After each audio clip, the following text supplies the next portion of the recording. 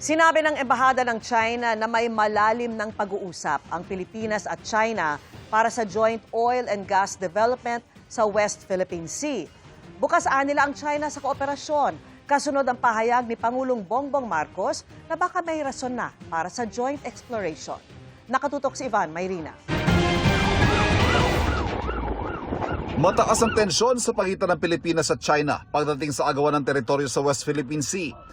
Pero dahil sa nangyayaring kaguluhan sa Middle East at sa pagkukumahog ng maraming bansa para matiyak ang supply ng langis, isang kasunduan ang maaaring mabuo sa pagitan ng Pilipinas at China, ayon mismo kay Pangulong Bongbong Marcos. Sa isang pahayag na inilabas ngayong araw, sinabi ng Chinese Embassy na ang pagsantabi sa hindi pagkakasundo at pagtahak sa joint development ang tamang landas para sa kapayapaan sa South China Sea na pakikinabangan ng mga bansa sa rehiyon at sa kanilang mga mamamayan. Nagkaroon na raw ng malalimang mga pag-uusap para sa joint oil and gas development sa South China Sea at umuusad naman daw ang diskusyon. Hanggat ipinapakita raw ng Pilipinas ang katapatan sa pakikipag-usap, mananatiling bukas ang China sa dialogo at kooperasyon.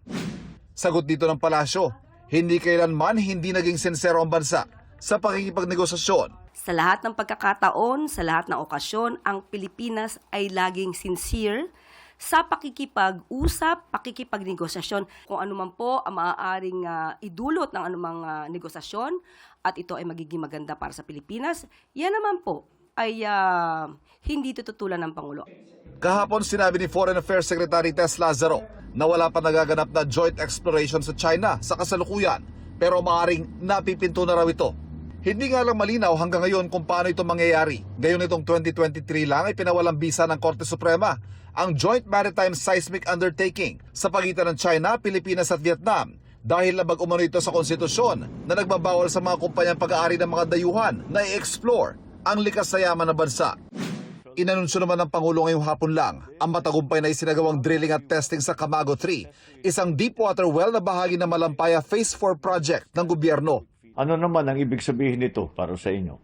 It means more power, steadier power, and cheaper power. We are targeting first gas delivery by the fourth quarter of 2026, and we are not stopping there. The next well, Bagong Pag-asa, sits 30 kilometers north of Malampaya and is already in the works. Ang Malampaya nagsusupply ng hanggang 40% ng kuryente sa buong Luzon. Para sa GMA Integrated News, Ivan Mayrina, nakatutok, 24 oras.